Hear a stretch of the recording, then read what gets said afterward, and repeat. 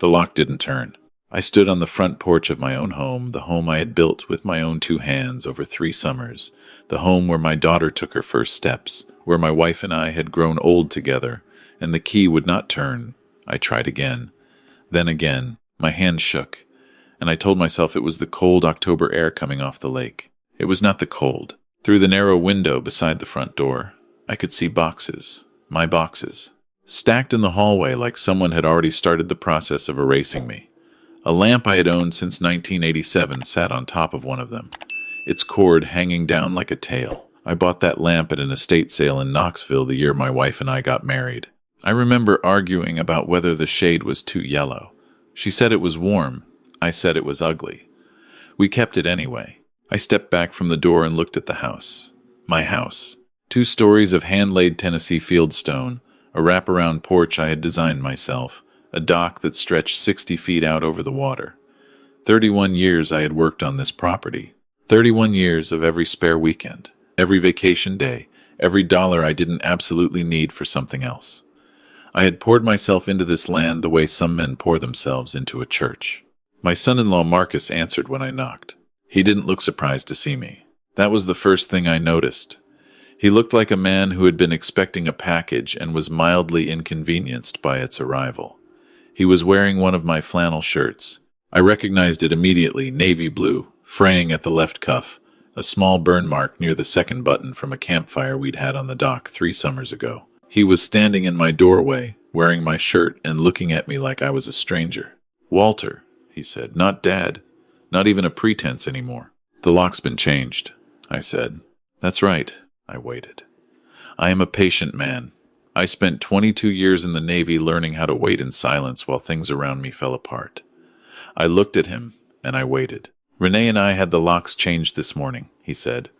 "We've already spoken to an attorney. The deed transfer went through on Tuesday. You signed it, Walter.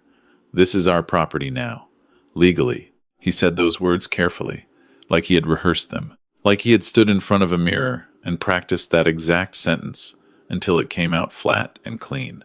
"You signed it, Walter," as though he believed I had forgotten, as though 67 years of living had softened my mind enough that I might actually believe him. I had not signed anything. I had been in Vanderbilt University Medical Center on Tuesday. I had a stent procedure on my left anterior artery minor, the cardiologist had told me. Routine. You'll be home by Thursday.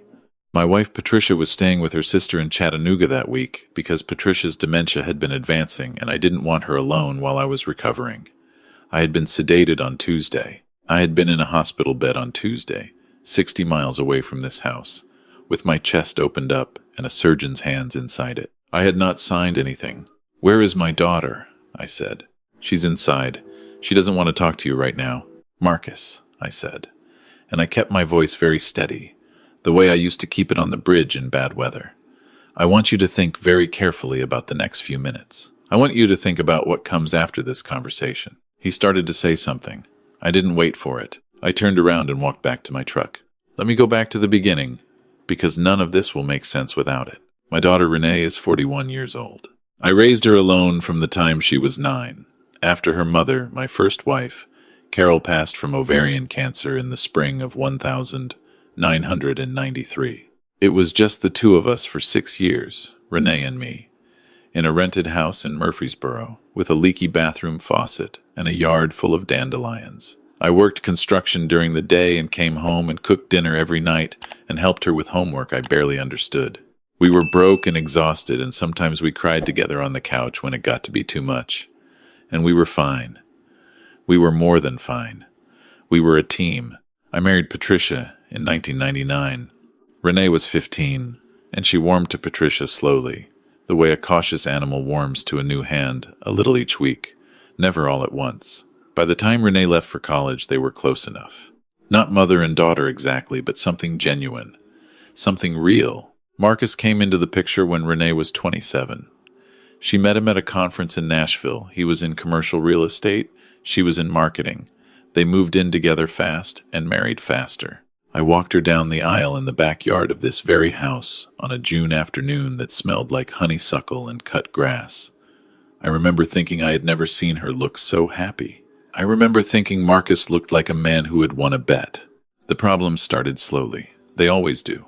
It began with comments about the property, casual ones at first. This place must be worth a fortune now with the lake access, Walter.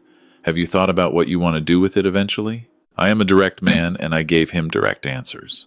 The property would go to Renee and Patricia equally when I passed. It was in my will. It had been in my will for 15 years. Nothing needed to be done with it now. Marcus would nod and drop the subject, and then bring it up again 3 months later, from a slightly different angle, the way a salesman circles back to a price he knows you won't pay. Then Patricia's diagnosis changed things. Early-stage Alzheimer's, spring of 2 years ago. Not severe yet, but real and progressing. Renee pushed for power of attorney. I understood why she was worried. I was worried. We all were, so I granted it.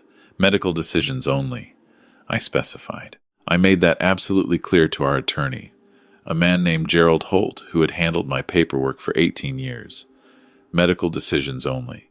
6 months after the power of attorney was signed, Marcus started suggesting that I think about simplifying the estate now rather than waiting. It'll save Renee so much trouble later, Walter. Probate is a nightmare. You know how courts are. Why put her through that? He brought in a different attorney, not Gerald, someone from his network with documents he said were standard estate planning forms. I looked at them. I told him I wanted Gerald to review them first. He said that was fine. Of course. Take all the time you need. I never signed those documents. I want to be clear about that. I looked at them. I asked questions. I said I would think about it. I never signed them. What I did not know, what I would not discover until I was standing on my own porch with a key that didn't work, was that Marcus had obtained a second set of documents, and someone had signed my name on them. I drove to Gerald Holt's office that afternoon without calling ahead. He was with a client, but his assistant, a young woman named Donna who had worked there for a decade and knew my face, took one look at me and told him I was there. He came out in under 2 minutes. I told him everything.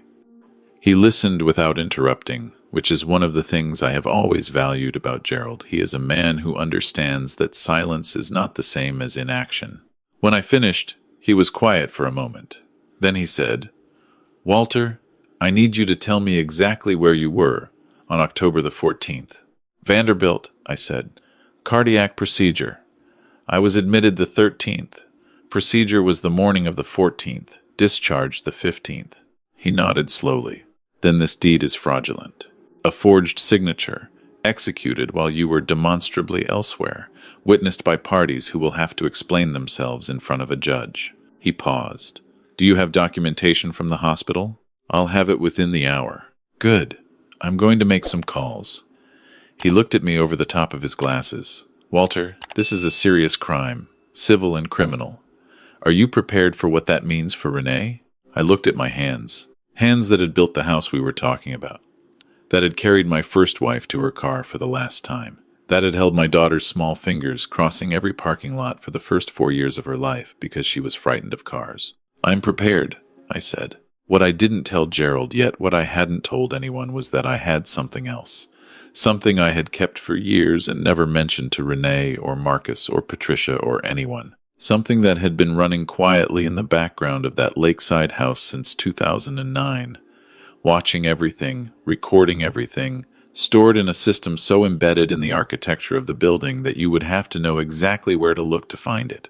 I had built that house myself. Every wall, every ceiling, every junction box and cable run. I knew every inch of it the way you know the face of someone you love. And 15 years ago, after a break-in attempt at a neighbor's property 2 miles up the lake, I had installed a camera and recording system so thorough and so discreet that even the technician who helped me configure it said he'd never seen anything like it for a residential property. 12 cameras, internal and external, 90-day rolling backup stored on a server in a fireproof box behind a false panel in the workshop, accessible by a code only I knew. I had never told Patricia because she would have worried about privacy.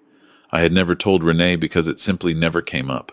It was my house, my responsibility, my security measure. I paid the cloud backup subscription the same way I paid the water bill automatically, without discussion. Whatever Marcus and Renee had done inside that house, I had it on video. It took Gerald 4 days to get an emergency injunction blocking the deed transfer and restoring my access to the property. During those 4 days, I stayed in a motel off I-24, and I did not sleep well. I called Patricia's sister twice a day. I did not tell Patricia what was happening. She did not need that weight on her, not with everything else her mind was already carrying. On the 5th day, I walked back into my house with a deputy from the county sheriff's office and Gerald Holt at my side. Marcus was there. Renee was there. They had a man with them I didn't recognize, young, expensive suit, the kind of attorney who bills by the 6-minute increment. Renee would not look at me. That was the moment I understood how far this had gone. Not the forged deed, not the changed locks, not the boxes stacked in my hallway with my lamp sitting on top of them. It was the fact that my daughter stood 12 feet away from me in the house I had built and would not raise her eyes to my face. I said her name. She looked out the window at the lake. The deputy explained the injunction. Marcus's attorney started talking about procedural irregularities and chains of title and the validity of the power of attorney's scope. Gerald let him finish. Then Gerald said, very quietly, that we would be filing criminal charges for forgery, fraud, and elder financial abuse, and that we had video documentation of the document preparation that had taken place in this house. That was the first time Marcus looked uncertain. There are no cameras in this house, he said. There are 12, I said. He went very still. I am not a dramatic man. I don't enjoy scenes. But I will tell you that watching the color leave Marcus's face in that moment was something I will carry with me for the rest of my life. Not with pleasure, with something closer to grief. Because standing next to him with that same expression, the expression of a person realizing that a wall they believed was solid has just become transparent, was my daughter, my Renee. The girl I had carried on my shoulders through the Murfreesboro fairgrounds when she was 5 years old because her feet hurt and she wanted to see the lights. She knew. She had known what they were doing. She had let it happen. The footage was worse than I had expected and better than I had feared, which is a strange thing to say, but the only honest way to put it. It was worse because it showed the planning was not impulsive. Over 3 months of footage, I watched Marcus and Renee discuss the deed transfer in the kitchen of my house.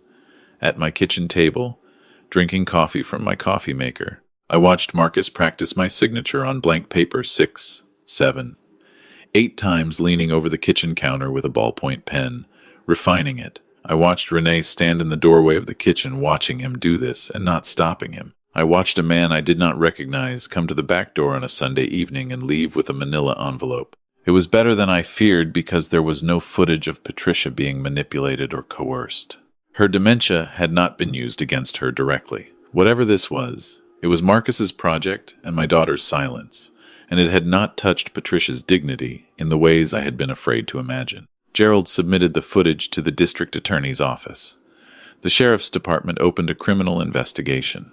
Marcus was charged with forgery, fraud, and elder financial abuse, the last of which carries enhanced penalties in Tennessee. The unidentified man who had come to the back door turned out to be a notary public who had agreed to notarize a signature he had never witnessed, and he lost his commission and faced his own charges. Renee was not charged. Gerald told me the DA considered it but concluded that the evidence of her direct participation, while damning in a civil sense, fell short of the criminal threshold. She had watched. She had known. She had not stopped it. But she had not signed anything herself. And that distinction mattered to the law in ways that it did not matter to me. She called me 6 weeks later. I was sitting on the dock when my phone rang, watching the light change on the water the way it does in late November when the sun drops early and the lake goes from silver to pewter to dark, all in the span of 20 minutes. I answered. She cried. She said she was sorry. She said Marcus had convinced her it was the best thing for everyone, that I was going to lose the property anyway to medical bills, that Patricia would need full-time care and the house would have to be sold, that they were just getting ahead of something inevitable. She said she had believed him. She said she had wanted to believe him. I listened to all of it. Then I said, Renee, I've been a lot of things in my life, but I have never once tried to take something from you. I want you to sit with that. She was quiet for a long time. I know, she finally said. I know, Dad. We talked for another hour. I don't know what happens from here. I know that damage like this, the kind that comes from a child's betrayal, the kind that makes you question what you actually built during the years you thought you were building something, doesn't heal on a schedule.